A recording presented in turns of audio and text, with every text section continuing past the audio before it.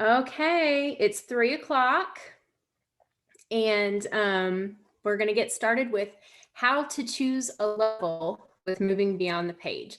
And first, a little customer service information for you. The best way to get your answers to your questions is to call or email customer support at 888-316-8242, option 2, or email us at support@movingbeyondthepage.zohodesk.com. And you're going to reach the Angelas, myself, Angela Backer, or Angela D'Antonio. We are the customer service team.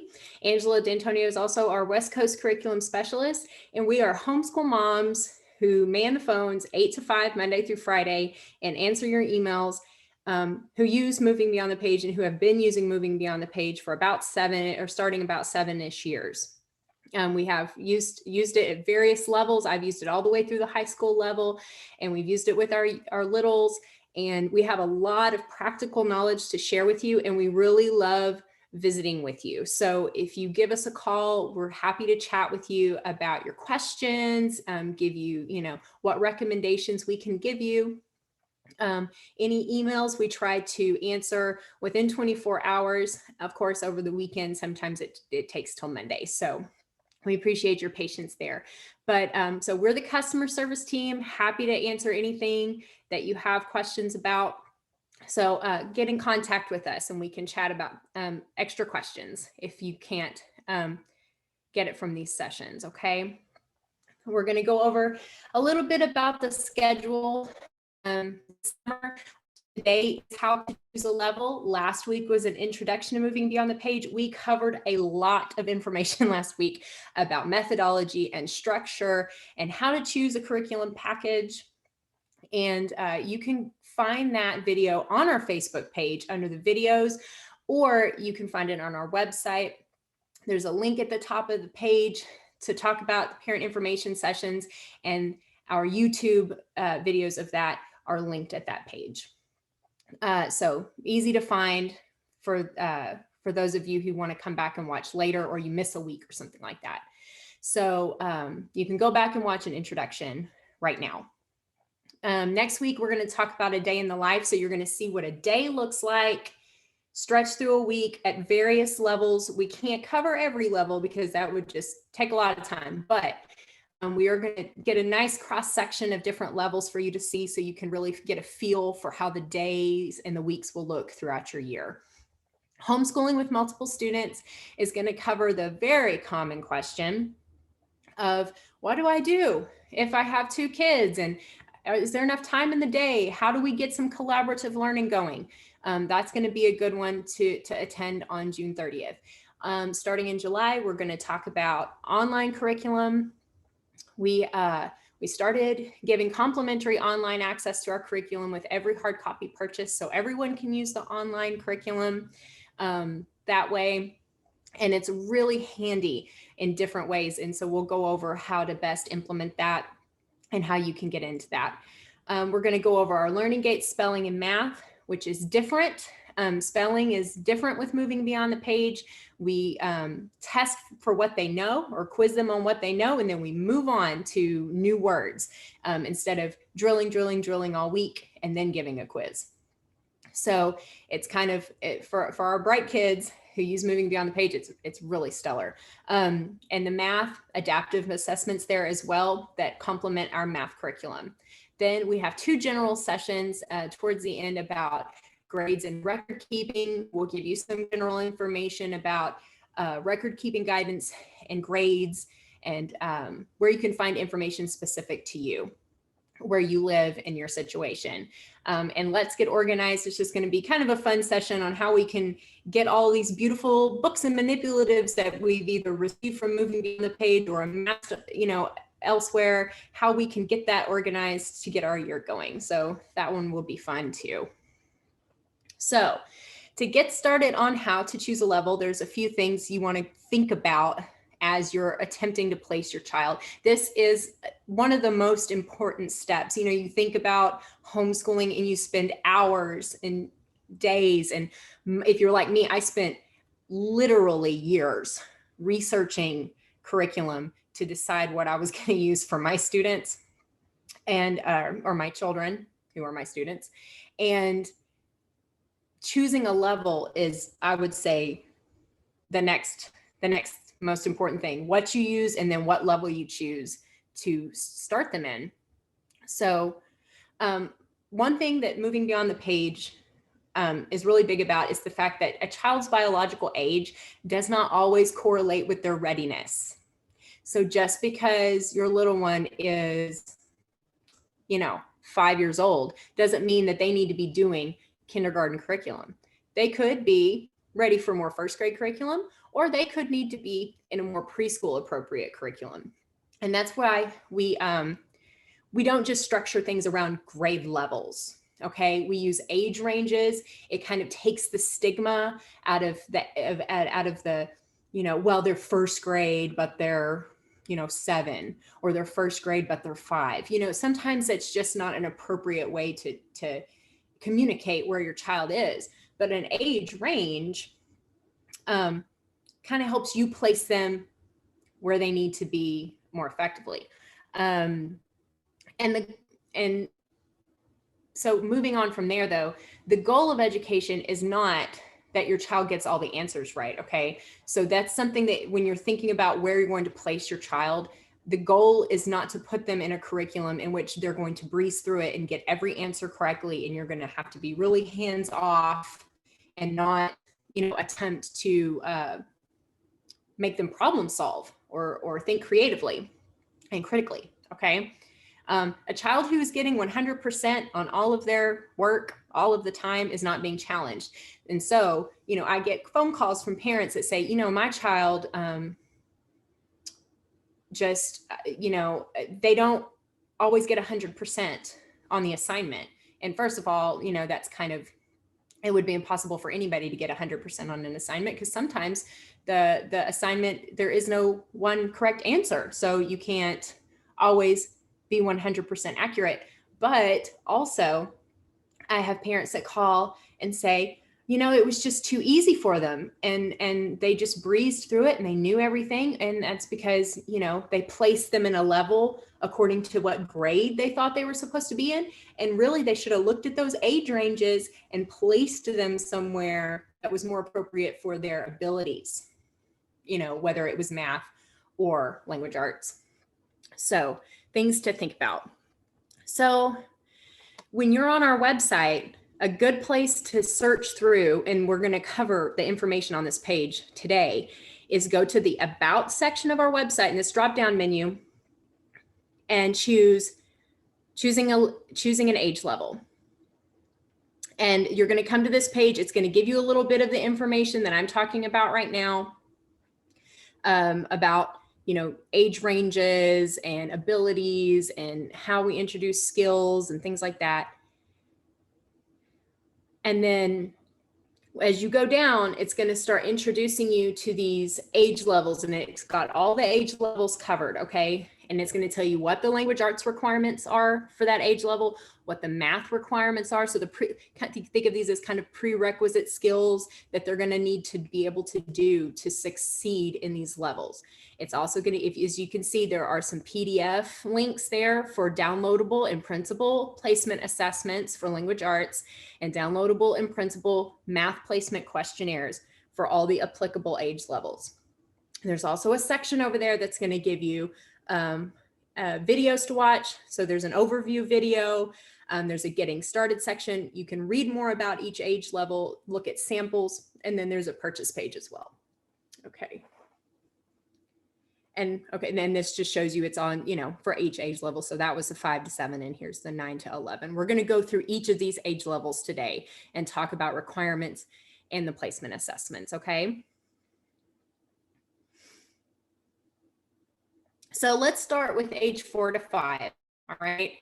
The language arts requirements for age 4 to 5 are just that they're interested in being read to.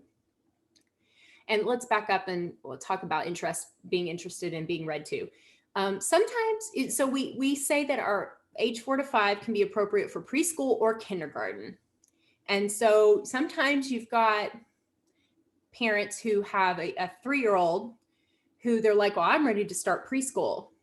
But say said 3-year-old's just not ready to sit still and listen to a story. Okay. They're not ready for this age level. They're not ready for preschool yet. Okay. Not in the way that we're doing it in age 4 to 5. They need to be able to converse about what is being read to them. So if you're reading them a book and they're still not able to kind of synthesize and have a conversation about what's being read to them and talking about pictures and talking about the story, not quite ready yet. Okay. They need to be able to hold a pencil. I wouldn't say that they need to have perfect pencil grip or anything like that, but they need to be able to hold a pencil and be attempting to write letters and numbers. They need to have a beginning interest in sounds and letters. So they need to be starting to learn to identify their ABCs, and, A is for apple, B is for ball, those kinds of things. Just a beginning interest. They don't have to have them all down yet. And this is intended for students for preschool or kindergarten. Again, it can be used either or. It depends on, and that's really about the age range. If you have a 4-year-old that you wouldn't have typically put in kindergarten, maybe in public school, just for maturity reasons, but they're ready to do some of this work, this would be perfect for them. Okay. And here's just some of the, I didn't put a lot of products in the presentation today, but I just did want to show you, we've got A is for Muskox is one of the books, Harold and the Purple Crayon, and the 4 to 5 materials kit is robust, is the best way to put it. There are a lot of materials in there to do different crafts and hands-on, more age 4 to 5, age appropriate kinesthetic activities for learning their letters. So like drawing their letters in shaving cream and activities like that, that really kind of the concrete activities to learn how to write their letters and start identifying sounds and things like that. And it's going to get them ready for reading. Okay. So if they've completed kindergarten, 4 to 5, they're ready to move on to 5 to 7. And we're going to expect that they know their letters and their sounds, that they're able to write letters. They don't have to have the whole alphabet probably perfect, but they need to write some letters. It's usually used by children in 1st grade. The math requirements, they need to have completed a kindergarten curriculum. So either our age 4 to 5, or they need to have gone through some sort of kindergarten. They need to understand and recognize numbers 1 to 20, and it's usually used by children in 1st grade. Like I said, now I know we say we don't structure things by age levels, but this is kind of where the skills are. Okay, that we're basing these on standards and skills, and so that's where we are. But there's an age range here that would benefit from these skills, because it is a rigorous curriculum that's going to be pushing. Okay, it's going to be pushing their creativity and their critical thinking skills.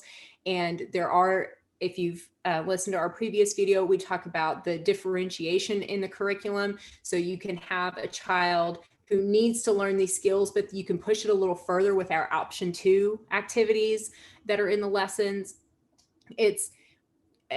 So us saying this is for 1st grade, you could use it for kindergarten, or a 7-year-old who needs to focus on this skill range, that it's appropriate for them. Okay.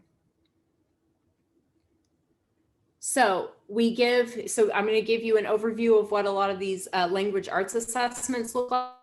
You're down to decide whether your child needs to be placed in age 5 to 7. You're going to print off this PDF, and they will have a page with these letters on it that you can see on the screen here, the A, V, R, N, this grid of letters.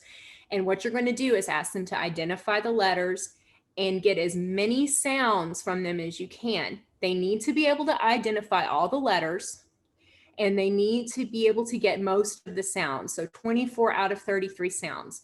Each sound that has more, or each letter that has more than one sound, like A, all the vowels, and G, C, that have more than one sound. So G, G, and J, C, K, and S.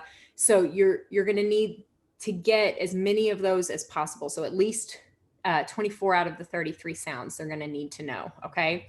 This also kind of lends itself to, you need to round out this curriculum with a reading program. And we have ABC Darien for sale to do that. Okay. It won't hit all of the reading it doesn't round out all those reading standards by itself. Okay. They need to be able to read 6 of these sight words. So you're going to give them this page with you'll give them their page with the sight words on it, and you're going to mark which sight words they got right. They need to get about 6 of those to have been considered successful. Now, here we get to the writing portion of the assessment, and I'm going to say this whole session. The writing portion of these placement assessments, to me, is the most important part. Okay. A lot of kids read well, and they're going to breeze through those reading portions. So letter recognition and later on reading fluency. And you're going to see a child though who reads well, but they're and above grade level, but they're not doing that in writing, because you rarely see a child writing way above grade level. If you have a 8-year-old who can read middle school books, 6th grade books, 7th grade books, that's great. That's wonderful that they can read those things. Can they write a 6th grade essay about that book? Probably not. And so we want to make sure that the material is appropriate and that they're going to be able to take what they're reading, synthesize it, and write something appropriate about what they're reading. Okay. It's very important that you pay special attention to the writing portion of the assessments. I will say it again. So you're going to give them this page here, and they need to be able to give you some really nice descriptions of this page. Just saying that it's outside or something really general like that, they need to be saying things like, there's a cat up high in the tree chasing a butterfly. There's a puppy playing on the ground, chasing a ball. His tail is wagging. So if your child can give you some descriptions of this page here, they're going to be ready to have some bigger responses to literature and some of the picture books that we introduce going forward. Okay. And writing also is about getting your thoughts out. So if they can articulate those verbally, that's wonderful. That's part of the, they're almost there. Okay. So if they're not able to do that yet, let's not put them here in 5 to 7 yet. They need to be able to write these common letters. Okay. So it says, you're going to call out, write the letter E as an egg. They need to be able to write the uppercase or lowercase version of that letter. It's fine if they write both. It's fine if they do either or, but they need to know E as an egg. There are a few on here like T as in tag. There are a few words that you may want to, swap out for a word they're more familiar with, and that's okay too. So, if you need to call out E as in eagle or Easter or something that's more, that's something that they recognize better than egg. Okay, that's fine. I will caution you against when you're calling out consonant letters like T as in tag or D as in dad. A lot of those words have blends like truck or drive, and your child's not going to be able to pull that apart. And especially if you have an accent like me, I say truck and it sounds like ch, or drive and it almost sounds like a G. So we don't want to confuse them. Try to stick with the CVC words when you're trying to test things like that, and have like simple, consonant vowel consonants for them to try to decipher for you. Okay. We got a little deep with that. All right. So math placement questionnaire is pretty cool because it's very straightforward. All right. So basically you're going down this list here and you're going to be checking off. I'm sorry, I just saw a comment. Trisha, are we going to go over all these levels in this much detail? Yes. Maybe not quite so much detail, but basically, yes, we're going to be going over these levels in as much detail as I can pack into this hour. Okay. So when you go down the list of the math placement questionnaire, you're just answering yes or no. If you answer yes, you need to keep asking these questions. When you hit a no, that's what age level they need to be in. So as you can see under the no column there, it'll say those first few questions say age 4 to 5. So has your child completed kindergarten? If you're testing them to put them in the age 5 to 7 math, you're going to say if they've completed kindergarten, then yes, then you can move on. Can your child count by ones to 100? Yes. Okay, then move on. Can your child write the numbers 1 to 20?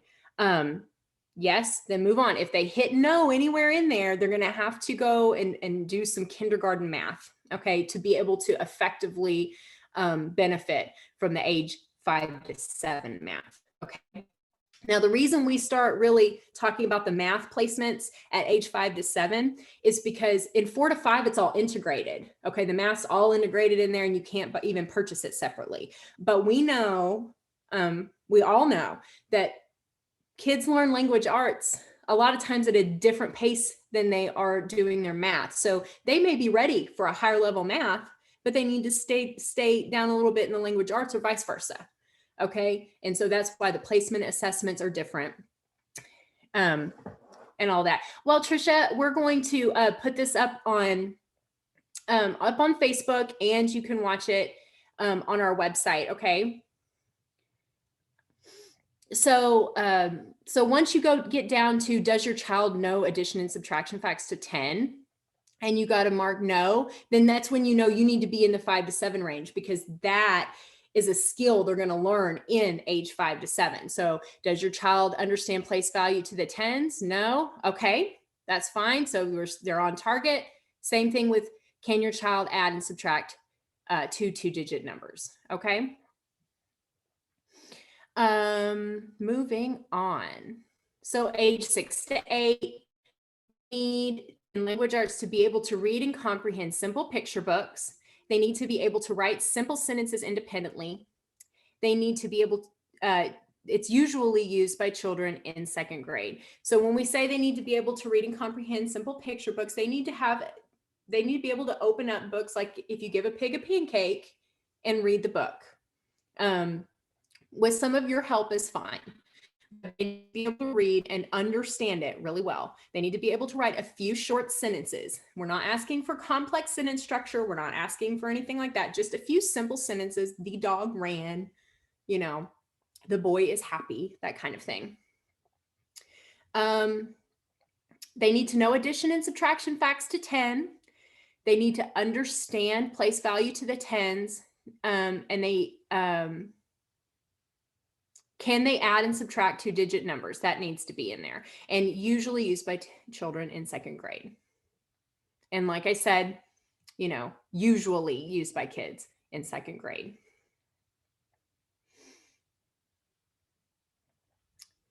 Okay, so the reading assessment here is we're going to give them a list of sight words. Okay, so you're going to give them a list of sight words, and you're going to have your page, and you're going to mark which ones they get right. They need to get about 8 out of 10 of these. And if they're being left to read, you know, simple picture books by themselves, they're going to know most of these words. If they struggle with write because of that GHT, that's okay. That sort of thing. It's, you know, but most of them, they should know to be feeling successful. And then you're going to give them a copy of If You Give a Pig a Pancake and read pages 1 through 9. And it says on there, if you don't have page numbers in your book, it's up to when the pig takes a bath. Okay. And so you're going to ask these questions. And so you're going to notice they want you to get at least 3 out of 4 of these questions right to be able to say they've had good comprehension of this. So what does the pig want with her pancake? She wants maple syrup. They should be able to answer that, right? What does the pig, or why does the pig take a bath? Because she got sticky from the pancakes and the syrup. You know, if your child needs to be able to have taken that and retell it in that way. What toy does the girl give the pig? A rubber duck. So if your child read the book and didn't pick up all that, you're going to need to think about going back down to 5 to 7.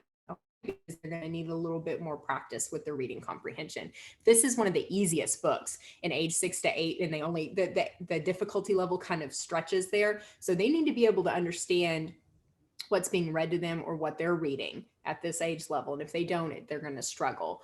Why does the pig want to visit home? Now, this is a critical thinking question, and the answers are going to vary greatly. Okay. But it's if you'll notice, it's not like the other questions. This is a question in which they're going to have to think a little bit, and they will see this with every lesson in Moving Beyond the Page. So pay special attention to this question too, and you can see, you know, how much critical thinking they're going to be doing throughout the year. Another writing part, so they're going to need to write some simple sentences about these pictures. They need to be able to tell you that they see and communicate it, you know, as best they can. Don't worry about spelling and all that, but they need to be able to communicate as best they can that there are cats playing with yarn, that there is a robin or a bird singing with a nest with their eggs, and that there is a boy eating a hot dog at the zoo, looking at a lion. Okay. Let's see. They should be able to really kind of give you some insights into these photos. Okay. Not just, I don't know, I see cats. There's a bird. Well, what else do you see? And they're not giving you anything else. They're not really looking. Okay. We're going to also let you know what science and social studies topics are going to get covered on these placement assessments, so that way you guys can kind of understand what you're going to be covering through the year. So in 6 to 8, they're going to, the science and social studies topics around the world, citizenship, plants and animals, living things in their environment, the miraculous journey of Edward Tulane, connecting with the past, geography, people around the world, stories around the world, states of matter, earth, and balance and motion. Again, here's this math. So we are assuming if your child is about ready to start 6 to 8, they need to click yes, or you need to mark yes on all of those first 6 questions. Okay.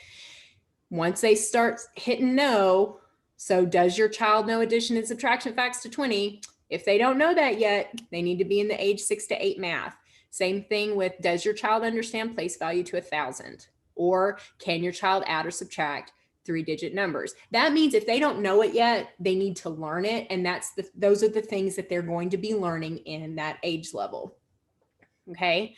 If they haven't hit all those yeses up to the age 6 to 8 cutoff, then you need to think about leveling them down in that subject. Okay.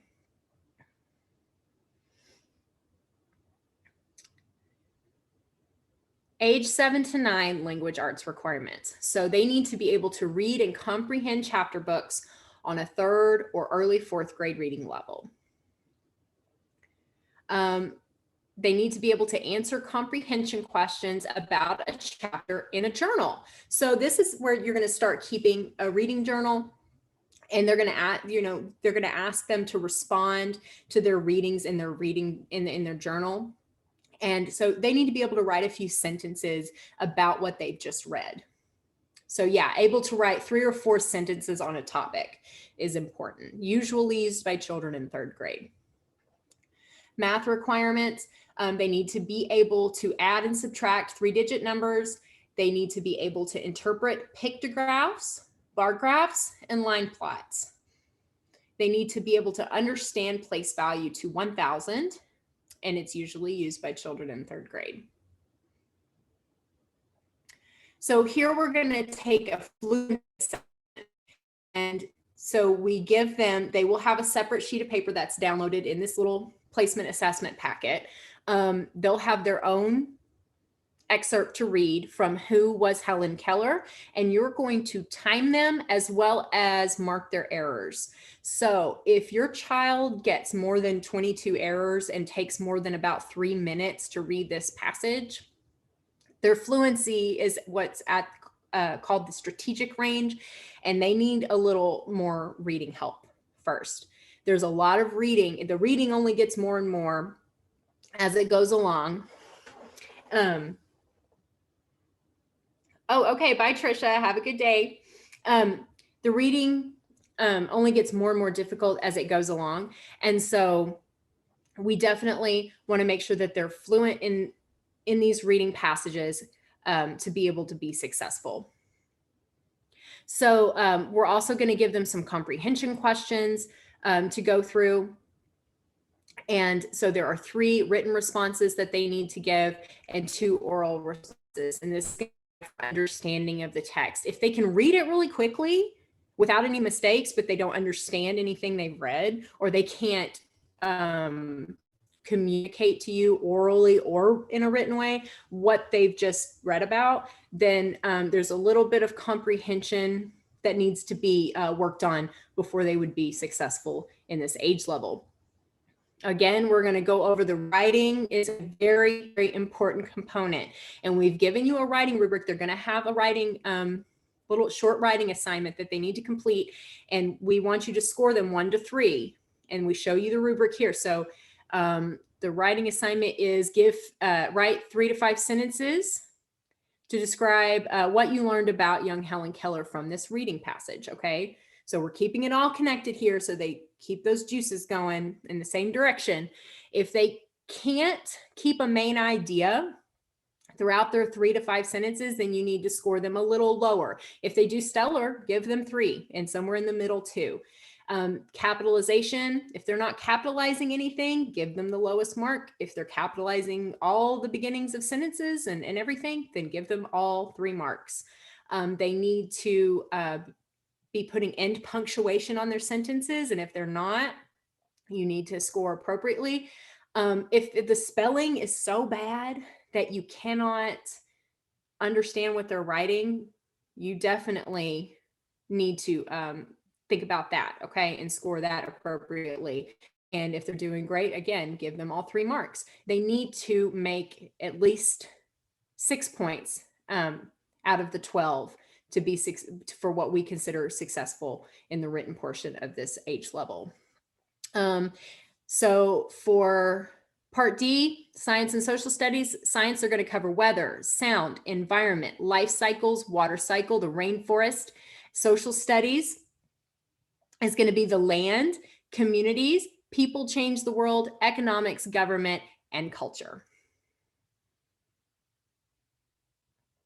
Okay, with the math, we're assuming if you think they're about ready for the age 7 to 9, they're going to have marked yes on all these previous questions. And then once you get to, can your child multiply fluently within 100? They can't do that yet. Okay, they need to learn that in the age 7 to 9. Same with, can your child add and subtract 4-digit numbers? Or can your child identify, create, and compare simple fractions? If they need to learn those concepts, then they need to be in age 7 to 9. And I would say, if you mark no to any of those, I would choose that level. Definitely, it doesn't hurt to review a little bit, but there's always more around each of those kind of sets of skills that needs to be learned within the year. It's not, they're not just learning those 3 things, right? So you definitely, if you mark no on any of those, level them appropriately. We don't want them to miss a skill and have trouble, okay, because they were leveled a little too high. Age 8 to 10. This one has a special place in my heart. I don't know why, it's just one of my favorite levels. Language arts requirements for that, they need to be able to read and comprehend chapter books at a 4th or 5th grade reading level. And they need to be able to write an organized paragraph. An organized paragraph doesn't mean 3 or 4 or 5 disjointed sentences. An organized paragraph needs to have some sort of kind of opening statement and some organized points about what they're writing, okay? Not just a little jumble smattering of the subject matter. They, and you're going to start wanting to see a little bit better sentence structure as well, but we don't really have a hard rubric for that. Usually used by children in 4th grade. Math requirements, they need to be able to add and subtract 4-digit numbers. They need to be able to multiply fluently within 100, and can identify, create, and compare simple fractions. You'll notice some of these math requirements are what they're going to need to learn the year before. Okay, so you've just heard me say those. And that's because if they don't know them yet, they're going to need to know them for age 8 to 10. Okay. Able to explain and find perimeter and area of simple polygons, and usually used by children in 4th grade. So the important part to understand this, and I don't know if I have really touched on it enough, we don't want to over level them. You don't want to put, and I personally made this mistake with my own child. She was behind. We were coming out of public school. She was behind, not from anybody's fault other than she just needed some special help. And I just went ahead and shoved her in a 2nd grade curriculum, and she wasn't ready for it. And we had a whole year, not a whole year, but almost a whole year of frustration because I was just trying to push through to catch her up. I also have seen and have experienced a little bit thinking, well, my child's just really smart, so I'm going to bump him up 2 levels. Really he would do great in 8 to 10, but he just reads so great. I'm going to go ahead and put him in the 10 to 12. We really, really want to discourage, skipping too many levels. There are important things to learn in all of these age levels, and age appropriate things. So when we get to pushing kids ahead too fast, you come to a point where you can't take any difficulty away. Okay. Whereas adding difficulty to assignments is always like just the better choice, right? You can make anything a little harder, but you can't make anything easier if it's just way over your kiddo's head. But also, just because, and this is speaking to kids who have really great reading levels, just because your kid can read at a 7th, 8th, 9th grade level at 9 years old, do you want them reading that material right now? Because when you get them in those upper age levels, the material gets more advanced socially, and it gets more mature in a way that it would be more appropriate for older kids to do. So we'll move on to age 8 to 10 placement assessment. So we're going to be reading Little House in the Big Woods. You're going to give them the excerpt again. We're going to do a fluency test and time them and mark errors. If they've got more than 30 errors and it's taking them way over 3 minutes to read this passage, you need to rethink about if they are fluent enough to keep up with the reading assignments. You also need to give them the written and oral response questions. If they cannot synthesize and retell what they've read, they're not okay. Even if they're 8, even if they're, they did a 3rd grade curriculum last year, if they can't do this, then they're not going to be able to do the work. One thing to note about that is some parents think that you have to keep the math and the language arts the same, and you don't. Okay, you don't have to keep the language. Just because they're doing 8 to 10 language arts does not mean they have to do 8 to 10 math. If they're way precocious in math and they can really soar in math, put them in the higher level math. That's okay, but we want to make sure we're hitting these skills for reading and writing. So again, they're going to do a reading response in 1 paragraph. Write about a time when friends or family members came to visit, and you've got your rubric there. We're going to talk. This kind of adds are all sentences contain subject, verb, and complete thoughts. So we're going to want really nice sentence structure here, right? We don't want a bunch of disjointed pseudo sentences. They need to be writing some nice sentences to give them full marks for that. The paragraph structure needs to be good. They need to have a topic sentence and 3 supporting details. They need to stay on the main idea, and they need to be able to identify parts of speech to get all the marks for this rubric. Okay. So for age 8 to 10, in science, they're going to cover dirt and plants, ecosystems and ecology, magnetism and electricity, the forces of nature, rocks and minerals, animal adaptations, work tools and simple machines. Social studies is going to be Americans, the power of the people, Africa and Asia, Europe and early explorers. Again, here's this math. You get it now. Here's the math questionnaire. If they mark yes or all those 4 previous levels and you're hitting a wall at 8 to 10, can they understand place value to 1 million and do 1? No? Okay, then they need to do 8 to 10. Can they multiply multi-digit numbers like 526 times 62? No? Then they need to be an 8 to 10. Can your child complete long division with remainders like 6,213 divided by 4? No? Then they need to be an 8 to 10. Can your child add, subtract, multiply, and simplify fractions? No? Then they need to be an 8 to 10. All right, so 9 to 11, language arts requirements. They need to be able to read and comprehend chapter books at a late 5th or 6th grade reading level. They need to be able to write multiple paragraphs on a topic, and we assume those paragraphs are going to be organized like we talked about previously. This is usually used by children in 5th grade. Also note that age 9 to 11 changes in how it is presented. We are no longer writing curriculum to you to teach to your child. We are writing it to your child directly, and you are almost like a proctor who is kind of overseeing. There are parent overviews in the back of the book for you to go over with, like I said, overviews of the topics and answer keys and all that kind of stuff, but it is written directly to your student, so it's much more independent feeling. And that is a big leap in responsibility for your child to be able to read all of their instructions and read all of the curriculum part of this and then do their work sort of independently. My children, once they got 9 to 11, they took off independence wise. And so that's just something for you to know. If you're teetering on 8 to 10 and your child might just be not quite mature enough to handle that, you might err on the younger side. Okay. That's just my opinion.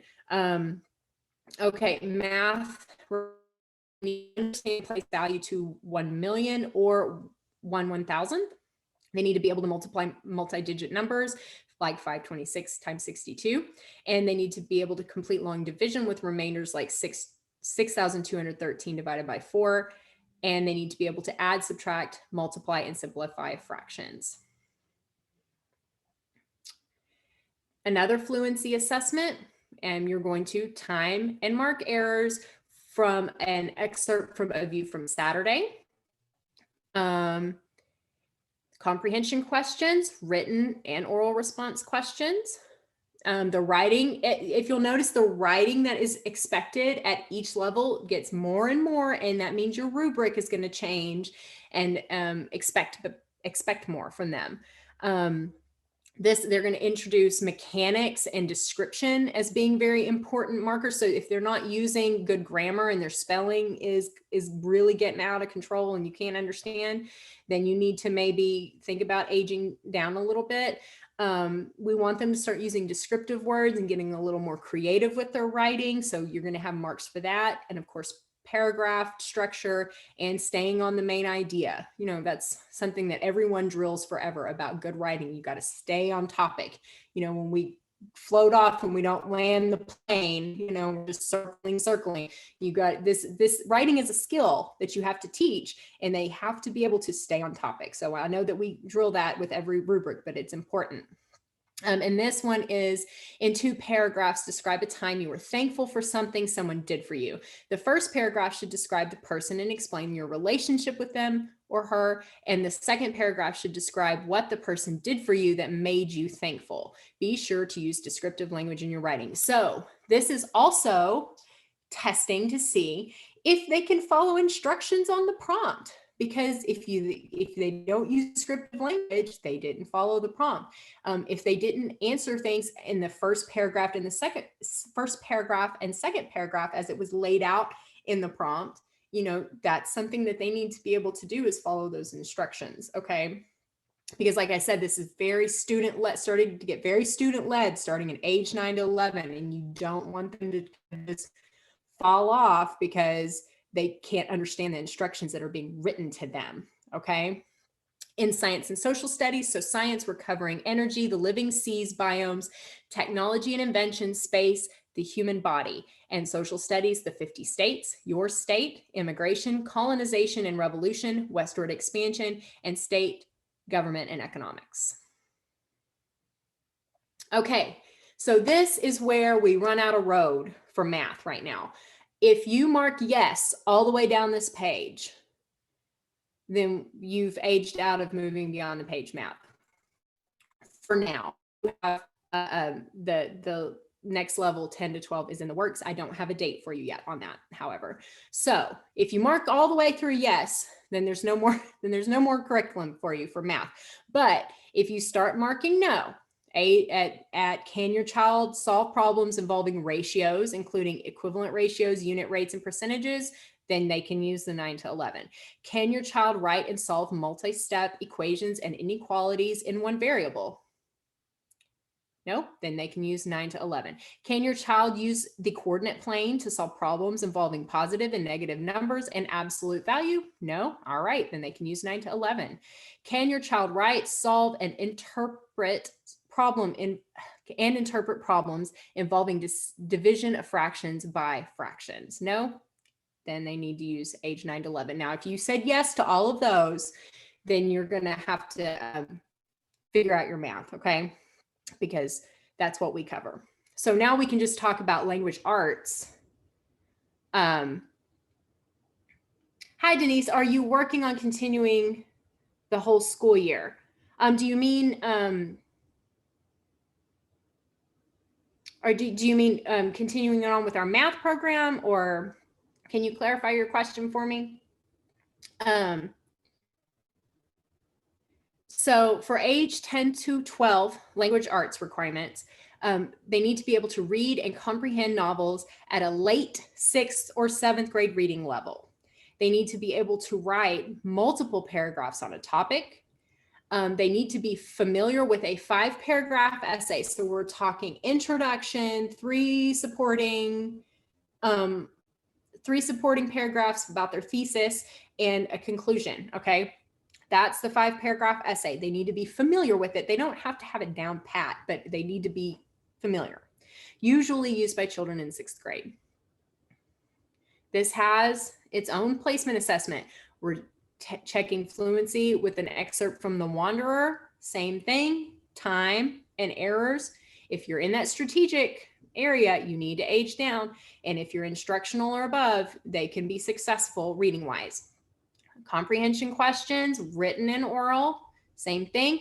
In writing, so we're doing a writing response, and 3 to 4 paragraphs describe a time when you were excited about an event that was coming in the near future. The paragraph should be, the first paragraph should be an introduction.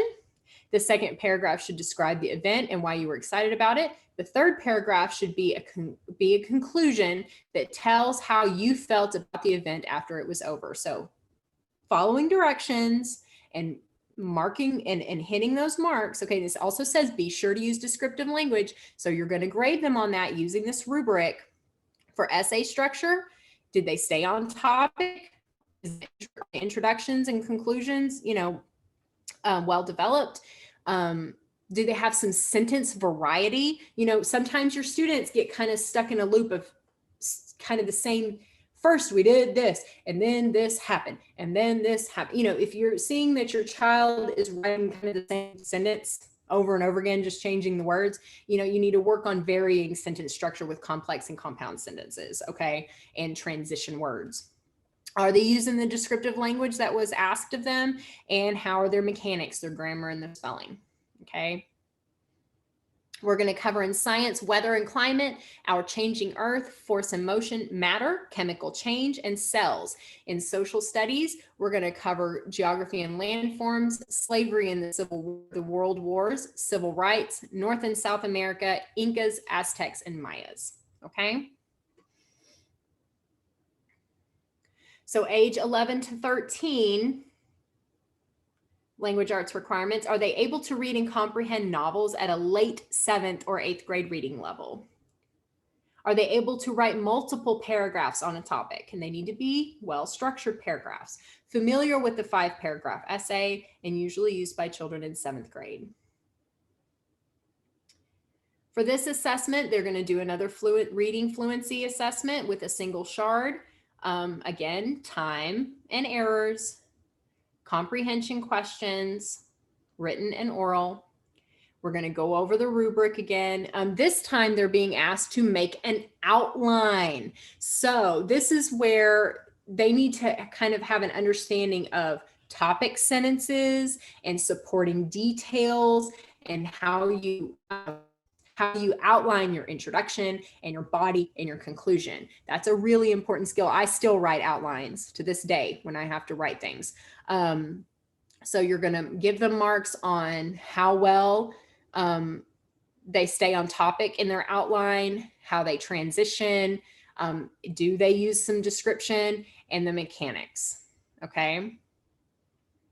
In science, we're going to cover the hydrosphere, the atmosphere, the lithosphere, ecosystems and ecology, earth cycles and systems, force and motion, light and the eye, the solar system, technological design, and energy.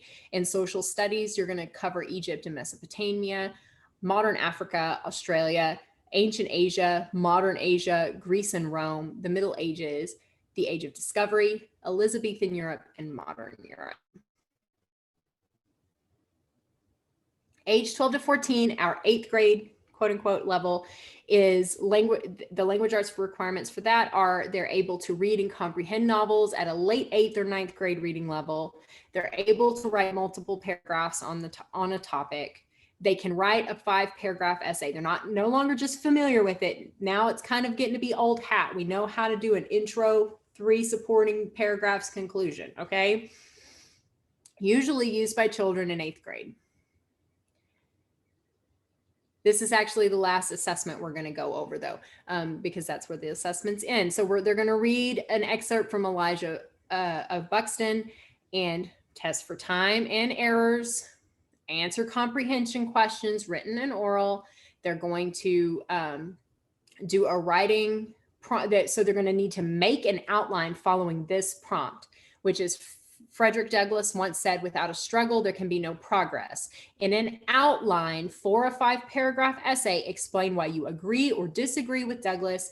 Be sure to explain your reasoning. So they're going to write a outline, and then they need to also, as you can see at the, also write an introductory paragraph for that, and you will grade that accordingly accordingly with the rubric. The essay needs to provide both clear opinion and evidence to support it. So this one might take a little time, testing wise. The structure needs to be good, the transitions need to be good, and the mechanics need to be good. In science, we're going to cover atoms, chemical reactions, energy and matter, biochemistry, microbiology and cell theory, genetics and DNA, living organisms, a dynamic planet, human body systems, health and nutrition. The social studies will be the American Revolution, civic, antebellum West, antebellum America, Civil War, the history of your state, industrialization, urbanization, and immigration, the Great Depression and World War II, global conflict and civil rights, and technology explosion. So once you get to high school, we're expecting these things. They need to be able to read books and texts at a high school reading level, just period, okay? Experience writing a 5-paragraph essay. Obviously, if you've used the previous few age levels, they're going to be good to go on the 5-paragraph essay. Usually used by students in 9th or 10th grade. And they need to be familiar with the conventions of poetry and short stories and able to understand, interpret, and apply figurative language techniques in reading and writing. So they need to be talking about metaphors and similes and just the simple stuff. And then they need to understand poetry conventions. You're going to be touching on Shakespeare starting in this level, which is, I think Romeo and Juliet is studied like most high school freshmen. And so a lot of this stuff is really important for them to understand once you get to that level. Okay. They need to have some basic experience with creative writing, which you do if you've used Moving Beyond the Page throughout. We give them tons of opportunity to, you know, stretch those thinking caps and stretch those creative juices as far as writing is concerned. So we're running out of time quickly. Okay. So if you guys have questions, let me see. So if you guys have questions, I had a little reminder to mind my time because I'm almost out. If you guys have questions, go ahead and you can post those now. I'm happy to answer anything you have that we didn't cover. One thing to know when talking about choosing a level, it's always important to consider, you know, we always have our parents who have multiple students, and sometimes we're wanting to be collaborative in our learning. We're going to have a whole session on collaborative learning and homeschooling with multiple students.